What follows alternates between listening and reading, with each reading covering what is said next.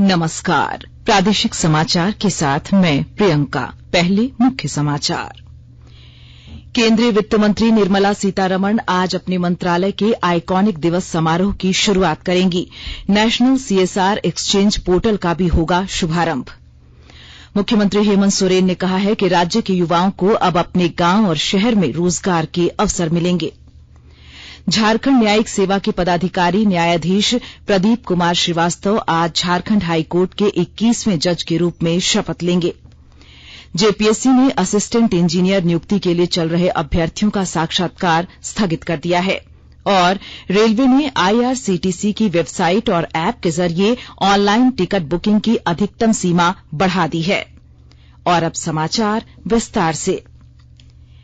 केंद्रीय वित्त और कॉरपोरेट कार्य मंत्री निर्मला सीतारमण आजादी का अमृत महोत्सव के आइकॉनिक सप्ताह के दौरान अपने मंत्रालय के आइकॉनिक दिवस समारोह का आज नई दिल्ली में शुभारंभ करेंगी। इस आयोजन में विभिन्न उद्योग विशेषज्ञ, उपभोक्ता और निवेशक, नियामक विशेषज्ञ, कॉरपोरेट जगत के प्रतिनिधि और अन्य हितधारक शामिल होंगे। उद्घाटन सत्र के दौरान वित्त मंत्री राष्ट्रीय सीएसआर एक्सचेंज पोर्टल का शुभारंभ भी करेंगी।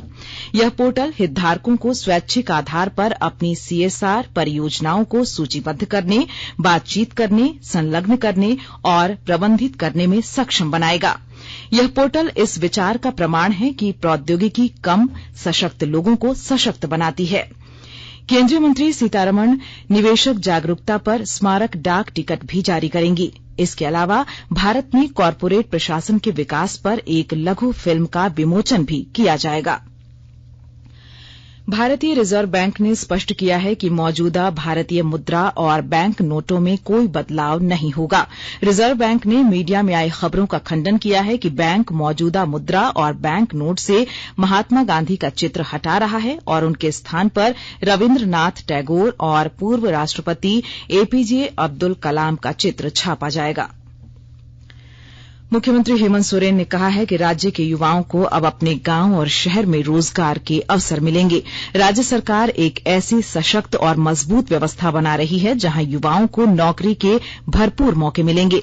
देवघर में आयोजित राज्य स्तरीय मुख्यमंत्री रोजगार सृजन योजना कार्यक्रम को संबोधित करते हुए मुख्यमंत्री ने ये बातें कही। उन्होंने कहा कि मुख्यमंत्री रोजगार सृजन समेत तमाम योजनाएं मील का पत्थर साबित होंगी। जो युवा स्वरोजगार करना चाहेंगे उन्हें आर्थिक सहयोग उपलब्ध कराया जाएगा। यहां की युवा पीढ़ी अपने साथ कई और लोगों को रोजगार देने में सक्षम होगी। मुख्यमंत्री हेमंत सोरेन ने कहा कि पिछले 2 सालों से कोरोना की वजह से श्रावणी मेले के आयोजन पर रोक लगाई गई थी, लेकिन इस वर्ष श्रावणी मेले के आयोजन का निर्णय लिया गया है। लेकिन हमें यह भी ध्यान में रखना होगा कि कोविड-19 अभी खत्म नहीं हुआ है। ऐसे में देश विदेश से आने वाले श्रद्धालु एहतियात जरूर बरतें। भारत में कोविड टीकाकरण 1 अरब 94 करोड़ से पार हो गया है। केंद्रीय स्वास्थ्य मंत्रालय ने बताया कि अब तक 12 से 14 वर्ष की आयु के बच्चों को 5 करोड़ 24 लाख से अधिक टीके लगाए जा चुके हैं। स्वास्थ्य देखभाल कर्मियों, अग्रिम पंक्ति के कार्यकर्ताओं और 18 वर्ष से अधिक आयु के लोगों सहित लाभार्थियों की पहचान की गई श्रेणियों को 3 करोड़ 69 लाख से अधिक एहतियाती टीके लगाए गए हैं। झारखंड न्यायिक सेवा के पदाधिकारी न्यायाधीश प्रदीप कुमार श्रीवास्तव आज झारखंड हाईकोर्ट के 21वें जज के रूप में शपथ लेंगे। हाईकोर्ट के व्हाइट हॉल में आयोजित शपथ ग्रहण समारोह में सुबह 10 बजे झारखंड उच्च न्यायालय के चीफ जस्टिस डॉ रवि रंजन उन्हें पद और गोपनीयता की शपथ दिलाएंगे। मांडर विधानसभा उपचुनाव के नामांकन पत्र दाखिल करने के आखिरी दिन कुल 13 उम्मीदवारों ने नामांकन किया है। आखिरी दिन नामांकन पत्र दाखिल करने वाले उम्मीदवारों में बीजेपी की उम्मीदवार गंगोत्री कुजूर शामिल हैं। इससे पूर्व 6 उम्मीदवारों के द्वारा नामांकन किया गया था। इस प्रकार अब तक कुल 19 अभ्यर्थियों के द्वारा नामांकन किया गया है। 23 जून को मांडर उपचुनाव के लिए वोटिंग होगी। भारत सरकार की महत्वाकांक्षी योजना अमृत सरोवर को लेकर हजारीबाग में 75 तालाबों का चयन किया गया है। विस्तृत ब्यौरे के साथ हमारे संवाददाता। भारत सरकार की महत्वाकांक्षी योजना अमृत सरोवर को लेकर जिले में 75 तालाबों का चयन किया जा रहा है। अमृत सरोवर योजना के तहत जिले के सभी प्रखंडों के तालाबों के सौंदर्यीकरण के लिए प्रस्ताव मांगे जा रहे हैं, जिससे तालाबों में बारिश की बूंदों को सहेजने का काम किया जाएगा। अमृत सरोवर योजना के तहत बनने वाले तालाब को गांव के ही मनरेगा मजदूरों के द्वारा तैयार कराया जाएगा। इस बाबत हजारीबाग उपायुक्त नैन्सी सहाय ने जानकारी दिया कि कुछ तालाबों को आइडेंटिफाई किया है, कुछ और जो जल के स्रोत हमारे कुछ सोर्सेज हैं वो उनको आइडेंटिफाई किया है और आगे हम लोग इसमें उसकी साफ सफाई, उसके सौंदर्यीकरण और पूरे जिले में एक अच्छा एक संदेश जाए, खासतौर पे जल संरक्षण को भी ले और पर्यावरण से संबंधित जो स्वच्छ जो सफाई रखनी है हमें, खासतौर पे जो हमारे जल के स्रोत हैं या जल वाटर बॉडीज हैं उनकी जो साफ सफाई करनी है। इस योजना से पेयजल संकट को दूर करना तथा सिंचाई के लिए पर्याप्त जल की व्यवस्था करना एवं भूमिगत जल को बढ़ावा देना है। गौरव प्रकाश, आकाशवाणी समाचार, हजारीबाग। भारत ने कल मध्यम दूरी की बैलिस्टिक मिसाइल अग्नि 4 का सफल परीक्षण किया। परीक्षण ओडिशा में एपीजे अब्दुल कलाम द्वीप से संपन्न हुआ। परीक्षण के दौरान मिसाइल के सभी संचालनगत मानकों और इस प्रणाली की विश्वसनीयता की पुष्टि हुई। रक्षा मंत्रालय ने बताया कि अग्नि 4 मिसाइल का सफल परीक्षण भरोसेमंद न्यूनतम प्रतिरोधी क्षमता विकसित करने की भारत की नीति को सबल करता है। आकाशवाणी के ताजा तरीन समाचारों के लिए आप हमारी वेबसाइट newsonair.com पर लॉग ऑन कर सकते हैं। ताजा समाचार Twitter handle @AIR news alerts और Facebook page All India Radio News पर भी उपलब्ध है। आप प्रादेशिक समाचार एकांश के Twitter handle @AIR news _Ranchi और फेसबुक, इंस्टाग्राम पेज तथा YouTube channel AIR news Ranchi पर भी हमारे बुलेटिन सुन सकते हैं। प्रादेशिक समाचार आप आकाशवाणी रांची से सुन रहे हैं और अब पेश है कोरोना से बचाव के कुछ संदेश। चलो मिलकर एक शुरुआत करें, चलो एक फैसला आज करें, मास्क नहीं तो टोकेंगे, कोरोना को रोकेंगे, चलो इस वादा करते हैं, चलो कुछ वादा करते हैं, मास्क नहीं तो टोकेंगे, कोरोना को रोकेंगे। भारत सरकार द्वारा जनहित में जारी। कोविड-19 से बचाव और सुरक्षित रहने के 3 उपाय। मास्क लगाएं, 2 गज दूरी है जरूरी, सुरक्षित दूरी रखें, हाथ और मुंह साफ रखें।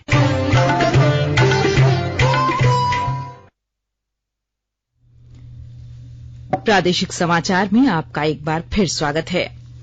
जेपीएससी ने विभिन्न विभागों में असिस्टेंट इंजीनियर की नियुक्ति के लिए चल रहे कागजात सत्यापन और साक्षात्कार को स्थगित कर दिया है। झारखंड हाईकोर्ट में कल असिस्टेंट इंजीनियर की पीटी परीक्षा में आरक्षण का लाभ लेने वाले मामले को लेकर सुनवाई हुई, जिसमें अदालत ने जेपीएससी को कड़ी फटकार लगाई है, जिसके बाद आयोग ने कागजात सत्यापन और इंटरव्यू को स्थगित कर दिया है। आयोग ने कहा कि कागजात सत्यापन और इंटरव्यू के लिए आमंत्रित अभ्यर्थियों को आगे की कार्रवाई की जानकारी दे दी जाएगी। यह इंटरव्यू 30 मई से 12 जून 2022 तक चलना था। साहिबगंज में आगामी 15 जून तक खनन टास्क फोर्स विशेष अभियान चलाएगा और अवैध खनन से जुड़े हुए लोगों पर कार्रवाई की जाएगी।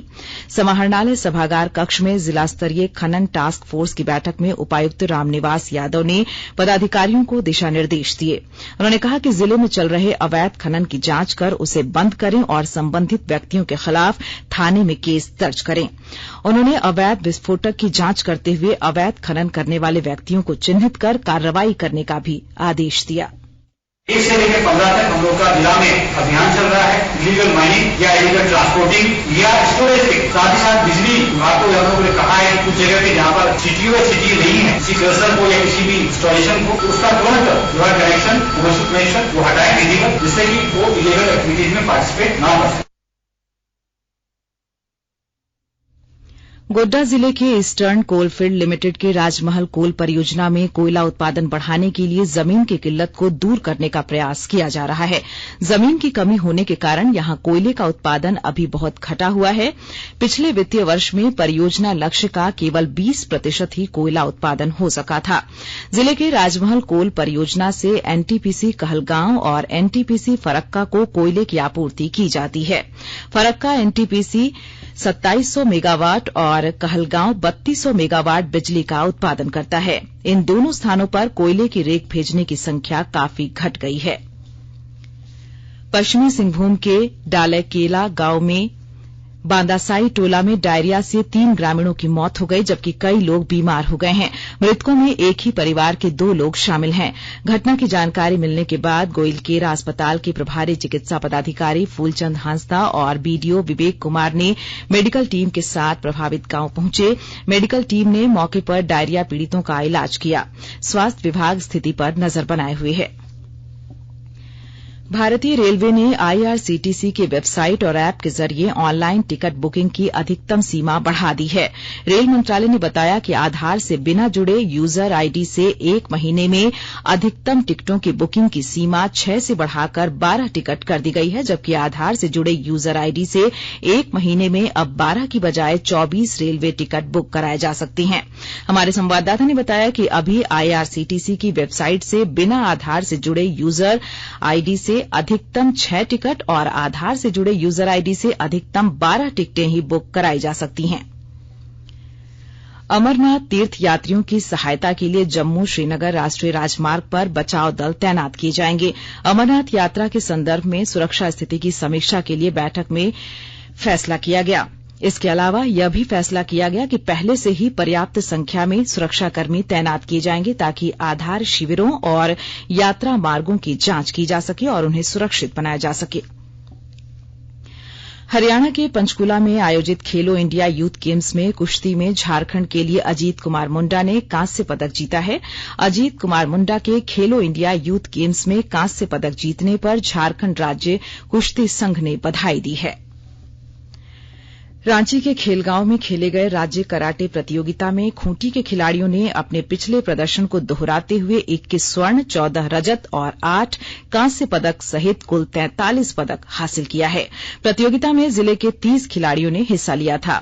टीम के कप्तान शीतल टोकनो शानदार प्रदर्शन करते हुए सीनियर वर्ग में 3 स्वर्ण पदक जीतने में कामयाब हुए, जबकि महिला वर्ग में निराली गुड़िया भी 3 स्वर्ण तथा 2 कांस्य जीतकर प्रतियोगिता में सबसे अधिक पदक जीतने वाली खिलाड़ी बनी।